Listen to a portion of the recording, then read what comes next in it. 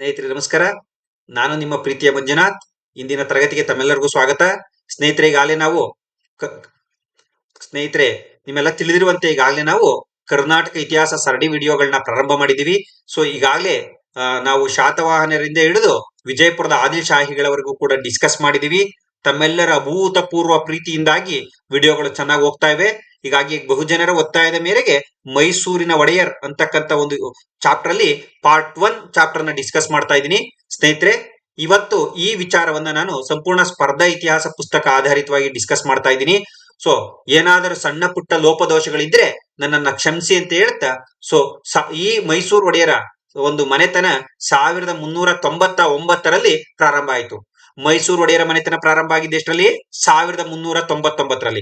ಹಾಗಾದ್ರೆ ಮೈಸೂರಿನ ಪ್ರಾಚೀನ ಹೆಸರೇನು ಅಂತ ಕೇಳಿದ್ರೆ ಮಹಿಷಪುರ ಅಥವಾ ಮಹಿಷಮಂಡಲ. ಮಹಿಷಪುರ ಅಥವಾ ಮಹಿಷಮಂಡಲ. ಸ್ನೇಹಿತರೆ ಇಲ್ಲಿ ಗಮನಿಸಬೇಕಾದಂತ ಅಂಶ ಏನು ಅಂದ್ರೆ, ಚಾಮರಾಜ ಅಂತಕ್ಕಂಥ ಒಬ್ಬ ವ್ಯಕ್ತಿ ಅದಿನಾಡಲ್ಲಿ ಆಳ್ವಿಕೆ ಮಾಡ್ತಾ ಇರ್ತಾರೆ. ಈ ಅದಿನಾಡಲ್ಲಿ ಆಳ್ವಿಕೆ ಮಾಡ್ಬೇಕಾದ್ರೆ ದೇವರಾಜಮಣ್ಣಿ ಅಂತ ಇವರಿಗೆ ಒಬ್ರು ಪತ್ನಿ ಇರ್ತಾರೆ, ಮತ್ತು ಚಿಕ್ಕದೇವ ಅರಸಿ ಅಂತಕ್ಕಂಥ ಒಬ್ರು ಮಗಳಿರ್ತಾರೆ. ಸೊ ಈ ಚಾಮರಾಜರಿಗೆ ಮಾರನಾಯಕ ಅಂತ ಒಬ್ಬ ದಂಡನಾಯಕ ಇರ್ತಾನೆ. ಸೊ ಈ ಚಾಮರಾಜರು ಸಾವನ್ನಪ್ಪಿದಂತ ನಂತರದಲ್ಲಿ ಈ ಮಾರಾನಾಯಕ ದೇವರಾಜಮ್ಮಣ್ಣಿಯವರಿಗೆ ಕಿರುಕುಳ ಕೊಡ್ತಾನೆ. ಯಾಕೆಂದ್ರೆ ಚಿಕ್ಕದೇವರಸಿನ ನನಗೆ ಕೊಟ್ಟು ಮದುವೆ ಮಾಡಿ ಮತ್ತೆ ಈ ಪ್ರಾಂತ್ಯದ ನಾನು ದೊರೆಯನ್ನಾಗಿ ಆಳ್ವಿಕೆ ಮಾಡ್ಬೇಕು ಅಂತ ಹೇಳಿ ಒತ್ತಾಯವನ್ನ ಮಾಡ್ತಾ ಇರ್ತಾನೆ. ಆಗ ಇದೇ ಸಮಯಕ್ಕೆ ಗುಜರಾತಿನ ದ್ವಾರಕೆಯ ಯದುವಂಶದವರಾದ ಯದುರಾಯ ಮತ್ತು ಕೃಷ್ಣರಾಯ ಅಂತಕ್ಕಂಥ ಸಹೋದರರು ಸೊ ಮೈಸೂರಿಗೆ ಚಾಮುಂಡೇಶ್ವರಿಯ ದರ್ಶನಕ್ಕೆ ಬಂದಿರ್ತಾರೆ. ಆ ಸಂದರ್ಭದಲ್ಲಿ ಒಬ್ಬ ಜಂಗಮನ ಮಾರ್ಗದರ್ಶನದಂತೆ, ಆ ಜಂಗಮನನ್ನ ಒಡೆಯರ್ ಅಂತ ಕೂಡ ಕರೀತಾ ಇದ್ರು, ಆ ಜಂಗಮರ ಮಾರ್ಗದರ್ಶನದಂತೆ ದೇವರಾಜಮ್ಮಣ್ಣಿಯವರ ಸಹಾಯಕ್ಕೆ ಬಂದಂತೆ ಇವರು ಮಾರಾನಾಯಕನನ್ನ ಕೊಂದಾಕ್ತಾರೆ. ಇದರಿಂದ ಸುಪ್ರೀತರಾದಂತ ದೇವರಾಜಮ್ಮಣ್ಣಿ ತನ್ನ ಮಗಳಾದ ಚಿಕ್ಕದೇವರಸಿಯನ್ನ ಯದುರಾಯರಿಗೆ ಕೊಟ್ಟು ವಿವಾಹ ಮಾಡ್ತಾರೆ. ಮುಂದೆ ಈ ಯದು ಅರಸರೇ ಜಂಗಮರ ನೆನಪಿಗಾಗಿ ಮೈಸೂರಿನಲ್ಲಿ ಒಡೆಯರ್ ಅಂತಕ್ಕಂಥ ಸಂತತಿಯನ್ನ ಸ್ಥಾಪನೆ ಮಾಡ್ತಾರೆ. ಇವರೇ ಮೈಸೂರಿನ ಒಡೆಯರ ಸಂಸ್ಥಾಪಕರು ಅಂತಕ್ಕಂಥದ್ದು ನಮ್ಗೆ ಬಲ್ಲ ಮೂಲಗಳ ಮಾಹಿತಿಯಿಂದ ತಿಳಿದಿರ್ತಕ್ಕಂಥದ್ದನ್ನ ನೋಡ್ತೀವಿ. ಸ್ನೇಹಿತರೆ ಇಂತಹ ಮೈಸೂರಿನ ಸಂಸ್ಥಾಪಕರೇ ಯದುರಾಯರು ಮತ್ತು ಕೃಷ್ಣರಾಯರು. ಇವರು ಮೂಲತಃ ದ್ವಾರಕೆಯ ಕೃಷ್ಣನ ವಂಶದವರು, ಯದು ವಂಶದವರು. ಇವರ ರಾಜಧಾನಿ ಶ್ರೀರಂಗಪಟ್ಟಣ ಮತ್ತು ಮೈಸೂರು. ಪ್ರಾರಂಭದಲ್ಲಿ ಅದಿನಾಡು ಇವ್ರ ರಾಜಧಾನಿಯಾಗಿತ್ತು. ಇದು ಕೂಡ ಒಂದು ಅಂಶ ನಿಮಗೆ ಗೊತ್ತಿರಲಿ. ಇವರ ರಾಜ್ಯ ಲಾಂಛನ ಗಂಡಬೇರುಂಡ. ಸ್ನೇಹಿತರೆ ಮೊದಲ ಮುಖ್ಯವಾದಂತ ಪರ್ಸನ್ ಒಂದನೇ ರಾಜ ಒಡೆಯರ್. ಸೊ ಇವ್ರು ನೋಡಿ, ಆರಂಭದಲ್ಲಿ ಈ ಸಾಮ್ರಾಜ್ಯ ವಿಜಯನಗರದ ಒಂದು ಪ್ರಮುಖ ಸಾಮಂತ ಮನೆತನ ಆಗಿತ್ತು. ವಿಜಯನಗರ ಸಾಮ್ರಾಜ್ಯ ಪ್ರಮುಖ ಸಾಮಂತ ಮನೆತನ. ಸೊ ಯಾವಾಗ ಒಂದನೇ ರಾಜ ಒಡೆಯರ್ ಅಧಿಕಾರಕ್ಕೆ ಬಂದ್ರು, ಈ ವಿಜಯನಗರ ಸಾಮಂತತ್ವವನ್ನ ಕಿತ್ತೊಗೆದು ಸ್ವಾತಂತ್ರ್ಯವಾಗಿ ಆಳ್ವಿಕೆ ಮಾಡ್ಲಿಕ್ಕೆ ಪ್ರಾರಂಭ ಮಾಡಿದ್ರು. ಯಾಕಂದ್ರೆ ಇಷ್ಟೊತ್ ಕಾಲ ವಿಜಯನಗರ ಪತನದ ಹಾದಿ ಹಿಡಿದಿತ್ತು. ಹಾಗಾಗಿ ಮೈಸೂರಿನ ಮೊದಲ ಇಂಡಿಪೆಂಡೆಂಟ್ ಕಿಂಗ್ ಅಥವಾ ಸ್ವತಂತ್ರ ಅರಸರು ಯಾರು ಅಂತ ಕೇಳಿದ್ರೆ ಒಂದನೇ ರಾಜ ಒಡೆಯರ್. ಇವರು ವಿಜಯನಗರದ ವೆಂಕಟರಾಯನ, ವಿಶೇಷವಾಗಿ 2ನೇ ವೆಂಕಟರಾಯನ ಸಮಕಾಲೀನ. ಇದು UPSC ಕೇಳಿದರೆ, ನೆಟ್ ಅಲ್ಲೂ ಕೇಳಿದರೆ ಮತ್ತು ತೋಟಗಾರಿಕಾ ಇಲಾಖಾ ಎಕ್ಸಾಮ್ ಅಲ್ಲೂ ಕೇಳಿದರೆ. ಸೊ ಒಂದನೇ ರಾಜ ಒಡೆಯರ್ನ ಸಮಕಾಲೀನ ಅರಸ 2ನೇ ವೆಂಕಟರಾಯರು. ಸೊ ಈ ನಮ್ಮ ಒಂದನೇ ರಾಜ ಒಡೆಯರ್ ಅದಿನಾಡಿನಿಂದ ಶ್ರೀರಂಗಪಟ್ಟಣಕ್ಕೆ ರಾಜಧಾನಿಯನ್ನ ಬದಲಾಯಿಸ್ತಾರೆ. ಅಂದ್ರೆ ಅಧಿಕೃತವಾಗಿ ರಾಜ ಒಡೆಯರ ಕಾಲದಲ್ಲಿ ಶ್ರೀರಂಗಪಟ್ಟಣ ರಾಜಧಾನಿ ಆಗಿರ್ತಕ್ಕಂಥದ್ದು ನೋಡ್ತೀವಿ. ಯಾಕೆ ಶ್ರೀರಂಗಪಟ್ಟಣವನ್ನ ರಾಜಧಾನಿ ಮಾಡ್ಕೊಂಡ್ರು ಅಂದ್ರೆ, ಒಂದು ಇಲ್ಲಿ ಶ್ರೀರಂಗಪಟ್ಟಣದಲ್ಲಿ ವಿಜಯನಗರದ ಪ್ರಾಂತ್ಯಾಧಿಕಾರಿ ತಿರುಮಲ ಅಂತ ಇರ್ತಾನೆ. ಈತ ವಿಜಯನಗರದ ಅರಸರ ವಿರುದ್ಧವೇ ದಂಗೆ ಎದ್ದು ದುರಹಂಕಾರದಿಂದ ವರ್ತಿಸ್ತಿರ್ತಾನೆ. ಇಲ್ಲಿ ದಾಳಿ ಮಾಡಿದಂತ ಒಂದನೇ ರಾಜ ಒಡೆಯರ್ ತಿರುಮಲನನ್ನ ಸೋಲಿಸ್ತಾರೆ. ತಿರುಮಲ ಸಾವನ್ನಪ್ಪಾಗ ಅಲುಮೇಲಮ್ಮ ಅಂತಕ್ಕಂತ ಒಬ್ಳ ಅವನ ರಾಣಿ ಸೊ ಅಪಾರವಾದಂತ ಸಂಪತ್ತಿನೊಂದಿಗೆ ಸೊ ಓಡೋತಿರ್ಬೇಕಾದ್ರೆ ಮೈಸೂರಿನ ಸೈನ್ಯ ಬೆನ್ನಟ್ಟುತ್ತೆ. ಸೊ ಮಾಲಂಗಿ ಅಂತಕ್ಕಂಥ ಸ್ಥಳದಲ್ಲಿ ಅಲುಮೇಲಮ್ಮ ಮೈಸೂರು ಸೈನ್ಯಕ್ಕೆ ಸರೆಂಡರ್ ಆದಾಗ ಒಂದು ಶಾಪವನ್ನ ನೀಡ್ತಾರೆ. ಏನದು ಅಂದ್ರೆ, ತಲಕಾಡು ಮರಳಾಗಿ ಮಾಲಂಗಿ ಮಡುವಾಗಿ ಮೈಸೂರು ಮಹಾರಾಜರಿಗೆ ಮಕ್ಕಳಾಗದಿರಲಿ, ಮೈಸೂರು ಮಹಾರಾಜರಿಗೆ ಮಕ್ಕಳಾಗದಿರಲಿ ಅಂತ. ಈ ರೀತಿ ಅಲುಮೇಲಮ್ಮನಿಂದ ಶಾಪಗ್ರಸ್ತರಾದಂತ ಒಡೆಯರ್ ಒಂದನೇ ರಾಜ ಒಡೆಯರ್. ಇಲ್ಲೇನಾಗುತ್ತೆ, ಉಮ್ಮತ್ತೂರಿನ ಪಾಳೆಯಗಾರನನ್ನ ಸೋಲಿಸ್ಲಿಕ್ಕೆ ತನ್ನ ಅಳಿಯನಾಗಿರ್ತಕ್ಕಂಥ ಕಳಲೆಯ ವಲ್ಲರಾಜನೊಂದಿಗೆ ಭಾಷಾ ಪತ್ರವನ್ನ ಒಪ್ಪಂದವನ್ನ ಮಾಡ್ಕೊಂಡು ಈ ಉಮ್ಮತ್ತೂರಿನ ಪಾಳೆಯಗಾರನನ್ನ ಒಂದನೇ ರಾಜ ಒಡೆಯರ್ ಸೋಲಿಸ್ತಾರೆ. ಅರ್ಥ ಆಯ್ತಾ? 1399ರಲ್ಲಿ ಏನಾಗಿರುತ್ತೆ, ಮಾರನಾಯಕನ ಅವಳಿಗೆ ಬೆಚ್ಚಿ ಬಿದ್ದು ದಳವಾಯಿ ಹುದ್ದೆಗಳು, ದಂಡನಾಯಕನ ಹುದ್ದೆಗಳನ್ನ ರದ್ದು ಮಾಡಿರ್ತಾರೆ. ಆದ್ರೆ ಈ ರಾಜ ಒಡೆಯರ್ ಪುನಃ ಅದನ್ನ ಪ್ರಾರಂಭ ಮಾಡ್ತಾರೆ, ಪುನಃ ಸ್ಟಾರ್ಟ್ ಮಾಡ್ತಾರೆ. ಹಾಗಾಗಿ ಮೈಸೂರಿನ ಮೊದಲ ದಳವಾಯಿಯಾಗಿ ಕರಿಕಾಲ ಮಲ್ಲ ರಾಜ ಅಪಾಯಿಂಟ್ ಆಗ್ತಾರೆ, ಕರಿಕಾಲ ಮಲ್ಲ ರಾಜನನ್ನ ನೇಮಿಸ್ಕೊಳ್ತಾರೆ. ಎಕ್ಸಾಮ್ ಪಾಯಿಂಟ್ ಆಫ್ ವ್ಯೂ ಮತ್ತೊಂದು ವೆರಿ ಇಂಪಾರ್ಟೆಂಟ್ ಅಂದ್ರೆ, ವಿಜಯನಗರದಲ್ಲಿ ನವರಾತ್ರಿ ಉತ್ಸವವನ್ನ ಮಾಡ್ತಾ ಇರ್ತಾರೆ, ನಿಮ್ಗೆಲ್ಲ ಗೊತ್ತು, ವೆರಿ ಫೇಮಸ್. ಅದರ ಮುಂದುವರಿದ ಭಾಗವಾಗಿ 1610ರಲ್ಲಿ ಮೈಸೂರಿನಲ್ಲಿ ದಸರಾ ಉತ್ಸವವನ್ನ ಪ್ರಾರಂಭ ಮಾಡ್ತಾರೆ. ಮೈಸೂರಿನಲ್ಲಿ ದಸರಾ ಉತ್ಸವವನ್ನ ಪ್ರಾರಂಭಿಸಿದಂತ ಒಡೆಯರ್ 1ನೇ ರಾಜ ಒಡೆಯರ್ 1610ರಲ್ಲಿ. ಸ್ನೇಹಿತರೆ, ಮೇಲುಕೋಟೆ ಚೆಲುವನಾರಾಯಣ ಸ್ವಾಮಿ ದೇವಾಲಯಕ್ಕೆ ರಾಜರ ಮುಡಿ ಎಂಬ ಕಿರೀಟವನ್ನ ಅರ್ಪಿಸ್ತಾರೆ. ಮೇಲುಕೋಟೆ ಚೆಲುವನಾರಾಯಣ ಸ್ವಾಮಿ ದೇವಾಲಯಕ್ಕೆ ರಾಜರ ಮುಡಿ ಎಂಬ ಕಿರೀಟವನ್ನ ಅರ್ಪಿಸಿರ್ತಕ್ಕಂಥದ್ದನ್ನ ನೋಡ್ತೀವಿ. ಇವರ ಆಶ್ರಯದಲ್ಲಿ ನೋಡಿ, ನಾವು ದೊಡ್ಡ ದೊಡ್ಡ ಕೃತಿಗಳ ಬಗ್ಗೆ, ದೊಡ್ಡ ದೊಡ್ಡ ಕೃತಿಗಳು ಅಂದ್ರೆ ಇಂಪಾರ್ಟೆಂಟ್, ವೆರಿ ಪಾಪ್ಯುಲರ್ ಕೃತಿಗಳ ಬಗ್ಗೆ ಓದ್ಕೊತಾ ಇದ್ದು ಹಿಂದೆ ಎಕ್ಸಾಮಿಗೆ ಬರ್ತಾ ಇತ್ತು. ಇತ್ತೀಚೆಗೆ ಇನ್ನೊಂದು ಫಾರ್ಮೆಟ್ ಏನಾಗಿದೆ, ಕೃತಿಗಳನ್ನ ಕಾಲಾನುಕ್ರಮದಲ್ಲಿ ಕೇಳಲಿಕ್ಕೆ ಪ್ರಾರಂಭ ಮಾಡಿಬಿಟ್ಟಿದ್ದಾರೆ. ಹಾಗಾಗಿ ಎಲ್ಲಾ ಕೃತಿಗಳನ್ನ ಓದ್ಕೊಳ್ಬೇಕು, ಜೊತೆಗೆ ಆಯಾಯ ರಾಜರ ಕಾಲದ ಅವಧಿಯಲ್ಲೇ ನೋಡ್ತಾ ಹೋದ್ರೆ ಕಾಲಾನುಕ್ರಮದಲ್ಲಿ ಬರೀಲಿಕ್ಕೂ ಕೂಡ ಅನುಕೂಲ ಆಗುತ್ತೆ. ಸೊ ಹಾಗಾಗಿ 1ನೇ ರಾಜ ಒಡೆಯರ ಕಾಲದಲ್ಲಿ ಸಿಂಗರ ಅಯ್ಯಂಗರರು ಅಂತಕ್ಕಂಥ ಒಬ್ಬ ಕವಿಗಳಿರ್ತಾರೆ. ಶ್ರೀರಂಗ ಮಹಾತ್ಮೆ ಅಂತ ಕೃತಿ ಬರೀತಾರೆ. ತಿರುಮಲ ಅಯ್ಯಂಗರರು ಕರ್ಣವೃತ್ತ ಅಂತ ಕೃತಿಗಳನ್ನ ಬರೀತಾರೆ. ಸಿಂಗರ ಅಯ್ಯಂಗರರು ಶ್ರೀರಂಗ ಮಹಾತ್ಮೆ, ತಿರುಮಲ ಅಯ್ಯಂಗರರು ಕರ್ಣವೃತ್ತಾಂತಗಳನ್ನ ಬರೀತಾರೆ. ಇವರಾದ್ಮೇಲೆ ಎಕ್ಸಾಮ್ ಪಾಯಿಂಟ್ ಆಫ್ ವ್ಯೂ ಇನ್ನೊಂದು ಇಂಪಾರ್ಟೆಂಟ್ ಆದಂತ ವ್ಯಕ್ತಿ ಯಾರು ಅಂದ್ರೆ 5ನೇ ಚಾಮರಾಜ ಒಡೆಯರ್ ಶ್ರೀರಂಗಪಟ್ಟಣದಲ್ಲಿ ಒಂದು ಆಯುಧಾಗಾರವನ್ನ ನಿರ್ಮಾಣ ಮಾಡ್ತಾರೆ. ಜೊತೆಗೆ ನೋಡಿ, ಇಲ್ಲಿ ಆಯುಧಾಗಾರ ಅಂದ್ರೆ ಶಸ್ತ್ರಾಸ್ತ್ರವನ್ನ ಸಂಗ್ರಹಿಸುವ ಸ್ಥಳ ಯಾವ್ದೇಳಿ, ಶ್ರೀರಂಗಪಟ್ಟಣ ಇವ್ರಿಗೆ ಸಂಬಂಧಪಟ್ಟಂತೆ. ಕಾವೇರಿ ನದಿಗೆ ಅಡ್ಡಲಾಗಿ ಶ್ರೀರಂಗಪಟ್ಟಣದ ಬಳಿ ಒಂದು ಸೇತುವೆಯನ್ನ ನಿರ್ಮಾಣ ಮಾಡ್ತಾರೆ. ಇವರ ಆಸ್ಥಾನದಲ್ಲಿ ರಾಮಚಂದ್ರ ಪದ್ಮಣ ಅಂತಕ್ಕಂಥ ವಿದ್ವಾಂಸರು ಕೂಡ ಇರ್ತಾರೆ. ನೋಡಿ, ವಾಲ್ಮೀಕಿ ರಾಮಾಯಣವನ್ನ ಕುರಿತಂತೆ ಚಾಮರಾಜೋಕ್ತಿ ವಿಲಾಸ ಎಂಬ ಕೃತಿಯನ್ನ ಸ್ವತಃ 5ನೇ ಚಾಮರಾಜ ಒಡೆಯರ್ ಬರೆದಿದ್ದಾರೆ. ಚಾಮರಾಜೋಕ್ತಿ ವಿಲಾಸ ಕವಿಗಳನ್ನ ಕೇಳಿ ಕೃತಿಗಳನ್ನ ಮ್ಯಾಥ್ ಫಾಲೋಯಿಂಗ್ ಕೇಳುವ ಸಾಧ್ಯತೆಗಳಿರ್ತವೆ. ನೆಕ್ಸ್ಟ್ 2ನೇ ರಾಜ ಒಡೆಯರ್ ಇವರ ನಂತರ ಅಧಿಕಾರಕ್ಕೆ ಬಂದಿರತಕ್ಕಂಥದ್ದು ನೋಡ್ತೀವಿ ಕಾಲಾನುಕ್ರಮಕ್ಕೆ ಕೇಳಿದ್ರೆ. ನೆಕ್ಸ್ಟ್ 1ನೇ ಕಂಠೀರವ ನರಸರಾಜ ಒಡೆಯರ್ ರಣಧೀರ ಎಂಬ ಬಿರುದನ್ನ ಹೊಂದಿದ್ರು ಮುಂದೆ ಬಂದಂತ ಒಡೆಯರ್. ಯಾಕಂದ್ರೆ ಈ ಬಿರುದು exam point of view very important ಬಿರುದು. ಇವರ ಸಮಕಾಲೀನ ಅರಸರು ಯಾರು ಅಂದ್ರೆ ಕೇಳಬಹುದು, ಯಾಕಂದ್ರೆ ವೆರಿ ಪಾಪ್ಯುಲರ್. ವಿಜಯನಗರದ ಕೊನೆಯ ಅರಸ 3ನೇ ಶ್ರೀರಂಗ, ಕೆಳದಿಯ ಶಿವಪ್ಪ ನಾಯಕ ಮತ್ತು ವಿಜಯಪುರದ ಮೊಹಮ್ಮದ್ ಆದಿಲ್ ಶಾ ಮತ್ತು ನಮ್ಮ ನಾಡಪ್ರಭು ಕೆಂಪೇಗೌಡ ಕಂಠೀರವ ನರಸರಾಜ ಒಡೆಯರ ಸಮಕಾಲೀನ ಅರಸರಾಗಿರ್ತಾರೆ, 2ನೇ ಕೆಂಪೇಗೌಡರು. ಜೊತೆಗೆ ಶ್ರೀರಂಗಪಟ್ಟಣದಲ್ಲಿ ಒಂದು ಟಂಕಸಾಲೆ ಅಂದ್ರೆ ನಾಣ್ಯವನ್ನ ಮುದ್ರಿಸುವ ಕೇಂದ್ರವನ್ನ ಪ್ರಾರಂಭ ಮಾಡ್ತಾರೆ. ಸೊ ಮೈಸೂರು ಅರಸರ ಟಂಕಸಾಲೆ ಇದ್ದಿದ್ದು ಶ್ರೀರಂಗಪಟ್ಟಣದಲ್ಲಿ, ಅದು 1ನೇ ಕಂಠೀರವ ನರಸರಾಜ ಒಡೆಯರ ಕಾಲದಲ್ಲಿ. ಮುಂದುವರೆದು ವೆರಿ ಇಂಪಾರ್ಟೆಂಟ್, ಮೈಸೂರಿನ ಚಿನ್ನದ ನಾಣ್ಯ ಕಂಠೀರವ ಪಣಂ ಎಂಬ ಚಿನ್ನದ ನಾಣ್ಯವನ್ನ, ಆನೆ ಕಾಸು ಎಂಬ ತಾಮ್ರದ ನಾಣ್ಯವನ್ನ ಜಾರಿಗೆ ತಾಂಬತ್ತಾರೆ. ಸ್ನೇಹಿತರೆ, ನೆಕ್ಸ್ಟ್ ವೆರಿ ಇಂಪಾರ್ಟೆಂಟ್, ದೊಡ್ಡ ದೇವರಾಜ ಒಡೆಯರ್ 1659ರಿಂದ 1673. ಇವರ ಬಿರುದುಗಳು ವೆರಿ ಇಂಪಾರ್ಟೆಂಟ್. 3 ಮನ್ನೆಯರ ಗಂಡ, ಇಂದೂರಾಯ ಸುರತ್ರಾಣ, ಪರರಾಯ ಭಯಂಕರ ಎಂಬ ಬಿರುದಿತ್ತು. ಜೊತೆಗೆ ದೇವರಾಜಪುರ ಎಂಬ ಅಗ್ರಹಾರ ಅಂದ್ರೆ ಬ್ರಾಹ್ಮಣರು ವಾಸಿಸುವ ಸ್ಥಳ ಅಥವಾ ಹಳ್ಳಿಯನ್ನ ನಾವು ಅಗ್ರಹಾರ ಅಂತ ಕರಿತೀವಿ. Very important.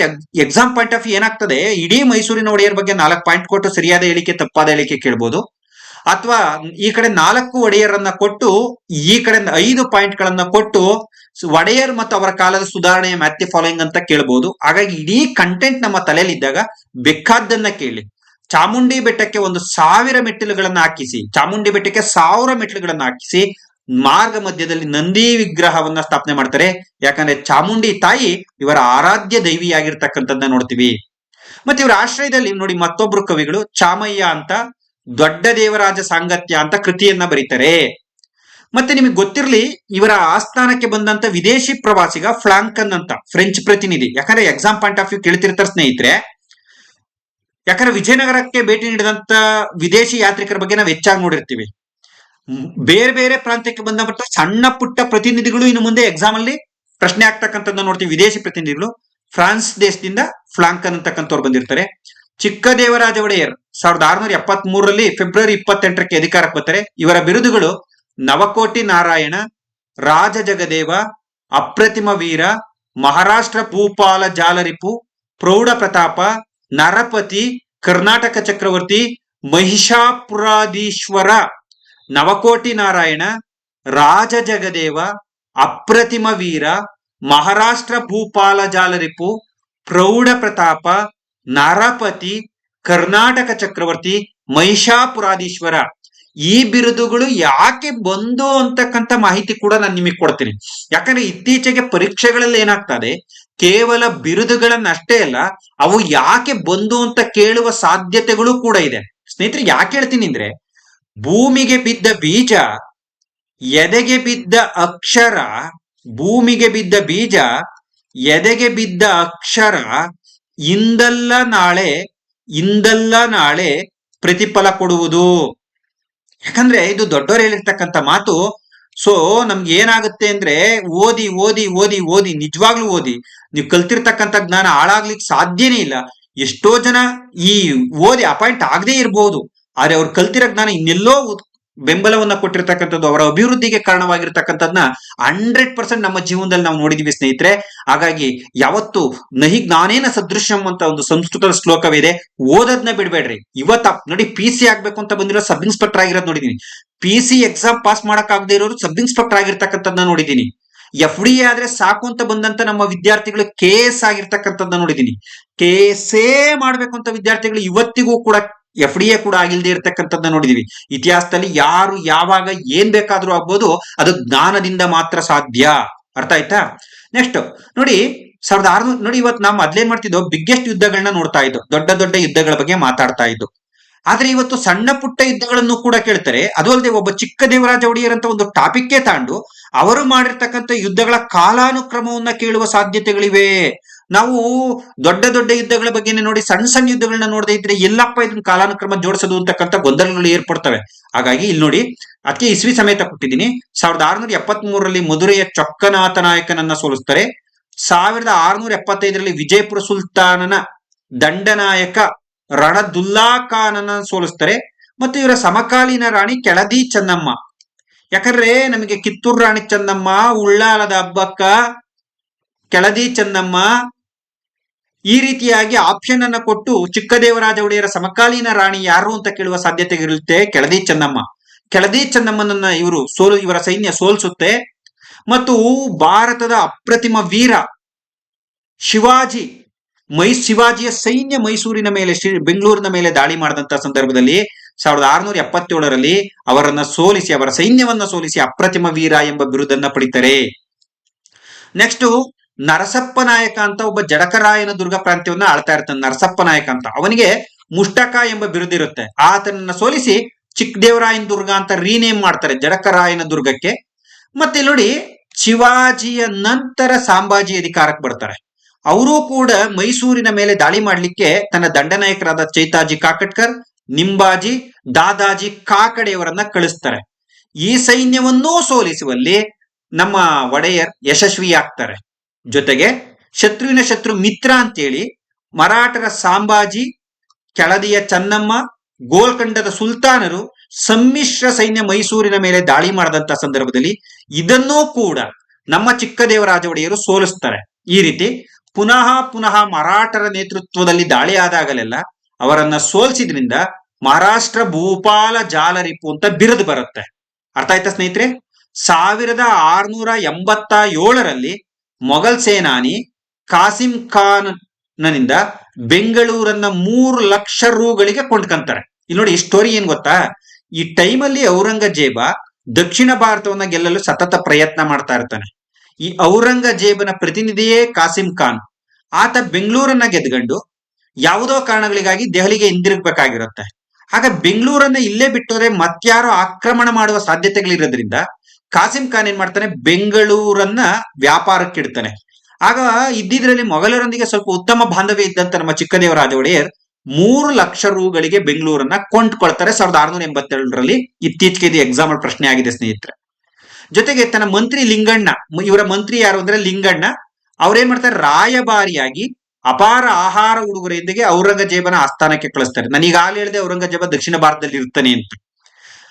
ಕಳುಹಿಸಿ ಔರಂಗಜೇಬನ ಸ್ನೇಹವನ್ನ ಬಯಸ್ತಾರೆ ನಮ್ಮ ಚಿಕ್ಕದೇವರಾಜ ಒಡೆಯರ್. ಚಿಕ್ಕದೇವರಾಜ ಒಡೆಯರ ಒಂದು ಆಹ್ವಾನ ಅಥವಾ ಅವರ ಉಡುಗೊರೆಯನ್ನ ಮೆಚ್ಚಿದಂತ ಔರಂಗಜೇಬ ರಾಜ ಒಡೆಯರ್ಗೆ, ಚಿಕ್ಕದೇವರಾಜ ಒಡೆಯರ್ಗೆ ರಾಜ ಜಗದೇವ ಅಂತ ಬಿರುದನ್ನ ನೀಡ್ತಾರೆ. ಅರ್ಥ ಆಯ್ತಲ್ಲ ಯಾವ್ಯಾವ ಬಿರುದು ಯಾಕೆ ಬಂದು ಅಂತ. ನೋಡಿ, ಇವರ ಕಾಲದಲ್ಲಿ ಇದ್ದಂತ ಮಂತ್ರಿಗಳು ಯಾರು ಅಂದ್ರೆ, ಆಡಳಿತಕ್ಕೆ ನೆರವಾದಂತ ಸಚಿವ ಸಂಪುಟ ವಿಶಾಲಾಕ್ಷ ಪಂಡಿತ, ತಿರುಮಲ ಅಯ್ಯಂಗರ್, ಷಡಕ್ಷರಯ್ಯ, ಚಿಕ್ಕುಪಾಧ್ಯಾಯ. ನೆನ್ಪಿಟ್ಕೊಳ್ರಿ, ಇವರು ಚಿಕ್ಕದೇವರಾಜ ಒಡೆಯರ ಮಂತ್ರಿಗಳು. ಮತ್ತು ಇವರ ಕಾಲದ ದಳವಾಯಿಗಳಂದ್ರೆ ಕುಮಾರಯ್ಯ, ದೊಡ್ಡಯ್ಯ, ದೇವಯ್ಯ. ಇವರ ಕಾಲದ ಮಂತ್ರಿಗಳಂದ್ರೆ ಕುಮಾರಯ್ಯ, ದೊಡ್ಡಯ್ಯ, ದೇವಯ್ಯ. ಇವರು ಆಡಳಿತದ ಅನುಕೂಲಕ್ಕಾಗಿ 18 ಇಲಾಖೆಗಳುಳ್ಳ ಅಟಾರ ಕಚೇರಿಯನ್ನ ಪ್ರಾರಂಭ ಮಾಡ್ತಾರೆ. 18 ಇಲಾಖೆಗಳುಳ್ಳ. ಪ್ರಸ್ತುತ ಬೆಂಗಳೂರಿನ ಹೈಕೋರ್ಟ್ ನಲ್ಲಿ ಆ ಜಾಗದಲ್ಲಿ ಅಟಾರ ಕಚೇರಿ ಪ್ರಾರಂಭ ಆಗಿತ್ತು. ಇದನ್ನ ನಾವೇನಂತೀವಿ, ಚಾವಡಿ ವ್ಯವಸ್ಥೆ ಅಂತ ಕರಿತೀವಿ. ಚಾವಡಿ ವ್ಯವಸ್ಥೆ. ಇದರ ಮುಖ್ಯಸ್ಥರುಗಳನ್ನೇ ಗೊತ್ತುದಾರ ಅಂತ ಕರಿತೀವಿ. ಗೊತ್ತುದಾರ important exam point of view. ಸ್ನೇಹಿತರೆ, ಇವರು ಪ್ರಥಮ ಬಾರಿಗೆ ಮೈಸೂರಿನಲ್ಲಿ ಅಂಚೆ ಪದ್ಧತಿ ಮತ್ತು ಪೊಲೀಸ್ ಪದ್ಧತಿಯನ್ನ ಜಾರಿಗೆ ತತ್ತಾರೆ. ಅಂಚೆ ಮತ್ತು ಪೊಲೀಸ್ ಪದ್ಧತಿಗಳನ್ನ ಜಾರಿಗೆ ತತ್ತಾರೆ. Exam point of view very important, recent ಆಗಿ ಕೇಳಿದರೆ.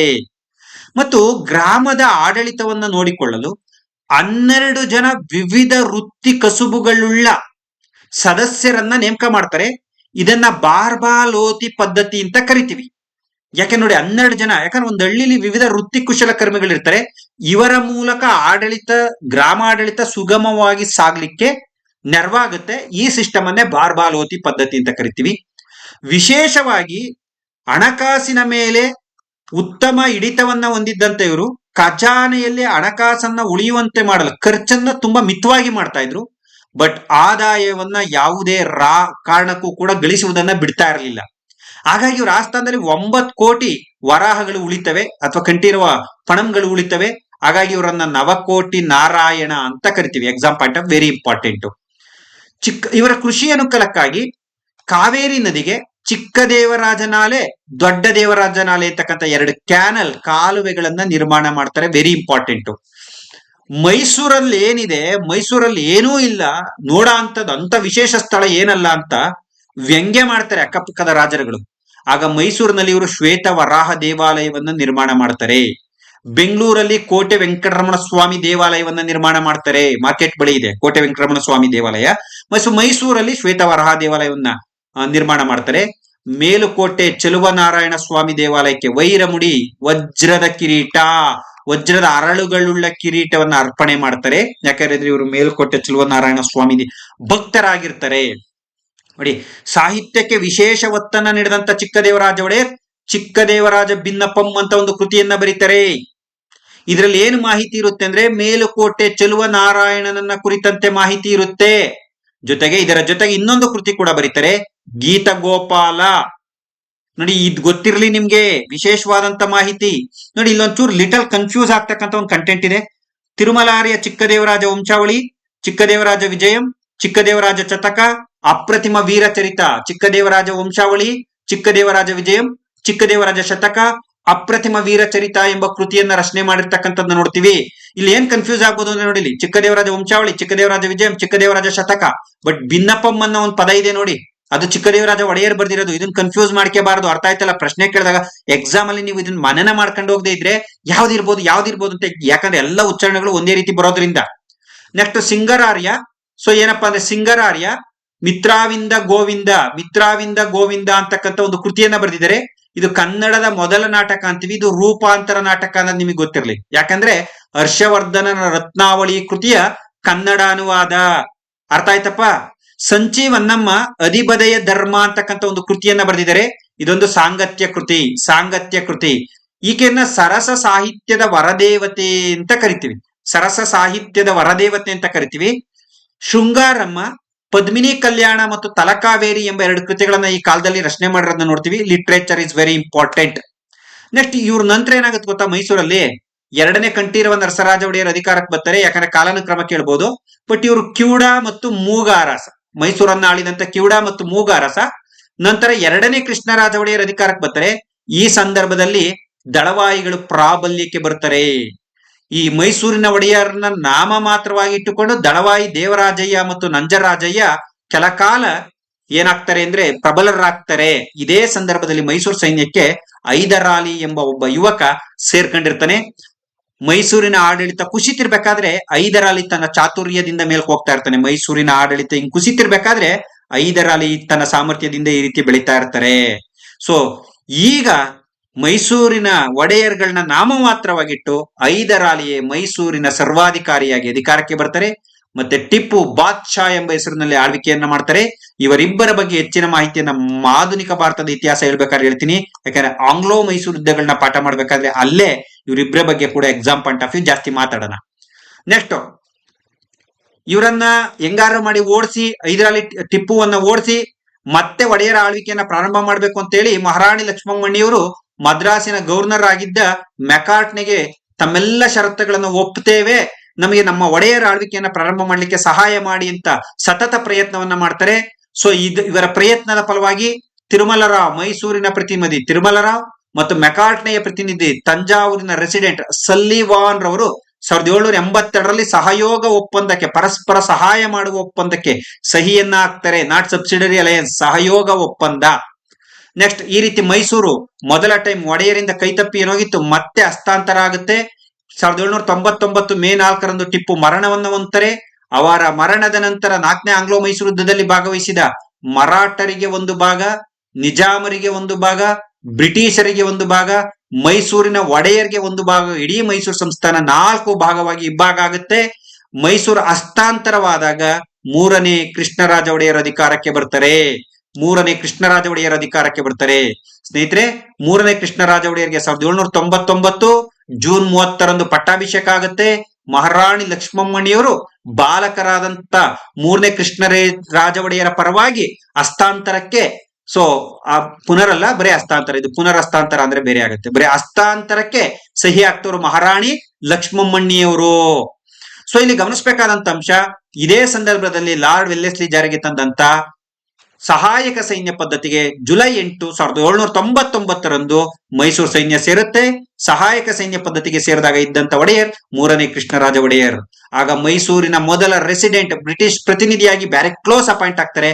Exam point of view very very important. ಮೈಸೂರಿನ ಮೊದಲ ಪ್ರತಿನಿಧಿ ಬ್ಯಾರೆಕ್ ಕ್ಲೋಸ್. ಸೊ ಮುಮ್ಮಡಿ ಕೃಷ್ಣರಾಜ ಒಡೆಯರು ಅಪ್ರಾಪ್ತರಾದ್ದರಿಂದ ಬ್ರಿಟಿಷರು ದಿವಾನರನ್ನ ಮೈಸೂರು ಆಳ್ವಿಕೆಯನ್ನ ನೋಡ್ಕೊಳ್ಳಿಕ್ಕೆ ಅಪಾಯಿಂಟ್ ಮಾಡ್ತಾರೆ. ಮೈಸೂರಿನ ಮೊದಲ ದಿವಾನರು ಪೂರ್ಣಯ್ಯನವರು. ಮೈಸೂರಿನ ಮೊದಲ ದಿವಾನರು ಪೂರ್ಣಯ್ಯನವರು. ಸ್ನೇಹಿತರೆ ಕ್ಷಮೆ ಇರಲಿ, ಯಾಕಂದ್ರೆ ಇನ್ನು ಬಹಳಷ್ಟು ವಿಡಿಯೋಗಳನ್ನ ನನ್ನಿಂದ ನಿರೀಕ್ಷೆ ಮಾಡ್ತಾ ಇದ್ದೀರಾ. ಆದಷ್ಟು ಬೇಗ ಮಾಡ್ಕೊಡ್ತೀನಿ. ನಾನು ಮತ್ತೊಮ್ಮೆ ಹೇಳ್ತೀನಿ, ಇದು ಯೂಟ್ಯೂಬ್ ವಿಡಿಯೋ ಏಕಮುಖವಾಗಿ ಮಾಡ್ತಾ ಇರ್ತೀನಿ. ನನ್ನಿಂದ ಏನಾದರೂ ಸಣ್ಣ ಪುಟ್ಟ ಲೋಪದೋಷಗಳು ಕಂಡು ಬಂದ್ರೆ ಕ್ಷಮೆ ಇರ್ಲಿ ಅಂತ ನಾನು ನಿಮ್ಮನ್ನು ಕೇಳ್ತೀನಿ. ಕ್ಷಮಿಸುವ ಔದಾರ್ಯ ನಿಮ್ಗಿರ್ಲಿ ಅಂತ ಕೇಳ್ತೀನಿ. ನಾನೇನಾದ್ರೂ ಉತ್ತಮವಾದ ಕಾರ್ಯ ಮಾಡ್ತೀನಿ, ದಯಮಾಡಿ ಈ ವಿಡಿಯೋವನ್ನ ಹಳ್ಳಿಯ ಮೂಲೆ ಮೂಲೆಯ ವಿದ್ಯಾರ್ಥಿಗಳಿಗೆ ಶೇರ್ ಮಾಡಿ. ಯಾಕಂದ್ರೆ ನಿಮ್ಮಗಳ ರೂಪಾಂತರವಾಗಿ ಆ ಬಡ ಮಕ್ಕಳಿಗೆ, ಯಾಕಂದ್ರೆ ಒಂದು ಹೆಣ್ಮಗು ನನಗೆ ಫೋನ್ ಮಾಡಿತ್ತು, ಸರ್ ನಾನು ವಿವಾಹಿತೆ, ಯಾವುದೇ ಕಾರಣಕ್ಕೂ ನನಗೆ ಕೋಚಿಂಗ್ ಹೋಗಕ್ಕೆ ಅವಕಾಶ ಆಗಲ್ಲ, ಪುಸ್ತಕಗಳನ್ನ ನಿಮ್ದೇ ಪುಸ್ತಕವನ್ನ ಓದ್ತಾ ಇದ್ದೀನಿ ಸರ್, ಆದ್ರೆ ನನ್ಗೆ ಅರ್ಥ ಆಗ್ತಾ ಇಲ್ಲ ಸರ್. ಈಗ ನಿಮ್ಮ ಪಾಠ ಕೇಳಿದ್ಮೇಲೆ ನಾನು ಒಂದ್ಸಲಿಗೆ ಪುಸ್ತಕ ಅರ್ಥ ಆಗ್ತಾ ಇದ್ದೀನಿ, ನಾನು ಅಪಾಯಿಂಟ್ ಆಗ್ತೀನೋ ಬಿಡ್ತೀನೋ. ಸೊ ಸರ್ ಪಾಠ ಅರ್ಥ ಆಯ್ತು, ನಾನು ಅಪಾಯಿಂಟ್ ಆಗ್ತೀನಿ, ನನ್ನ ಕಾನ್ಫಿಡೆನ್ಸ್ ಬಂದಿದೆ ಅಂತ ಒಂದು ಹೆಣ್ಮಗು ಫೋನ್ ಮಾಡುತ್ತೆ. ಸೊ ಅಪಾಯಿಂಟ್ ಆಗಿರೋ ಹುಡುಗರು, ನಮ್ಮ ಪೊಲೀಸ್ ಕಾನ್ಸ್ಟೇಬಲ್ ಹುಡುಗರು ಮತ್ತು SD FDA ಹುಡುಗರು ವಿಶೇಷವಾಗಿ ಹೈಯರ್ ಎಕ್ಸಾಮ್ಸ್ ಓದ್ತಾ ಇದ್ದಾರೆ. ಸರ್ ಡ್ಯೂಟಿ ಟೈಮ್ಗೆಲ್ಲ ನಾವು ಪುಸ್ತಕವನ್ನ ತಗೊಂಡೋಗಕ್ಕಾಗಲ್ಲ, ಇಯರ್ಫೋನ್ ಹಾಕೊಂಡು ನಿಮ್ಮ ವಿಡಿಯೋವನ್ನ ಕೇಳ್ತೀವಿ, ತುಂಬಾ ಉಪಕಾರ ಆಯ್ತು ಸರ್, 2 ಸಲ 3 ಸಲ ಕೇಳ್ತೀವಿ. ಈ ತರಗತಿನ ಮುಂದುವರಿಸಿ ಅಂತ ಈ ನಿಮ್ಮ ಪ್ರೋತ್ಸಾಹವೇ ನಾನು ಯೂಟ್ಯೂಬ್ ಮೇಲೆ ಹೆಚ್ಚು ಕಾನ್ಸಂಟ್ರೇಟ್ ಮಾಡ್ಲಿಕ್ಕೆ ಕಾರಣ ಆಗಿದೆ. ಮತ್ತೊಮ್ಮೆ ಸ್ನೇಹಿತರೆ, ನಿಮ್ಮಗಳ ಸಹಕಾರ ನನಗೆ ಹೀಗೆ ಇರಲಿ. ನಾನು ಉತ್ತಮ ಕಾರ್ಯ ಮಾಡ್ತೀನಿ ಅಂದ್ರೆ ನನ್ನ ಬೆಂಬಲಿಸಿ ಅಂತ ಹೇಳ್ತಾ ಸ್ನೇಹಿತರೆ, ಇಂದಿನ ತರಗತಿಗೆ ಮುಕ್ತಾಯವನ್ನು ಹೇಳ್ತಾ ಇದ್ದೀನಿ. ಮತ್ತೊಮ್ಮೆ ಸಿಗೋಣ. ಧನ್ಯವಾದಗಳು.